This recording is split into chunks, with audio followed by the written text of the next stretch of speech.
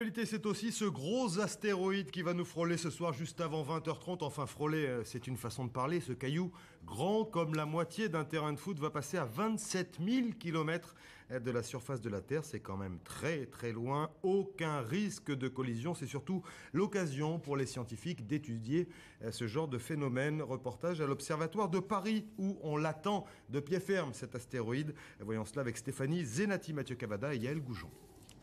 Le télescope est déjà bien incliné, la fenêtre d'observation ouverte juste ce qu'il faut.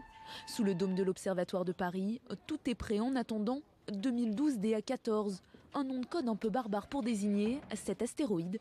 Il doit frôler la Terre à 20h24 très précisément. Pour se donner un ordre de grandeur, il y a des astéroïdes qui passent à l'échelle de l'orbite de la Lune. Celui-ci, 28 000 km, c'est en dessous de la région des satellites géostationnaires. Mais on ne l'avait pas encore découvert, même avec les moyens techniques dont on dispose, pas découvert avant 2012. Il joue à cache-cache avec la Terre et là, ce soir, il va passer, frôler quand même d'assez près cette Terre. Assez près, puisqu'avec ses 45 mètres de diamètre et ses 135 000 tonnes, il se retrouvera à 27 700 km de la planète exactement, ce qui correspond à 1/10 de la distance Terre-Lune. Des astéroïdes qui sont passés entre la Terre et la Lune depuis 2004, il y en a eu 161 uniquement.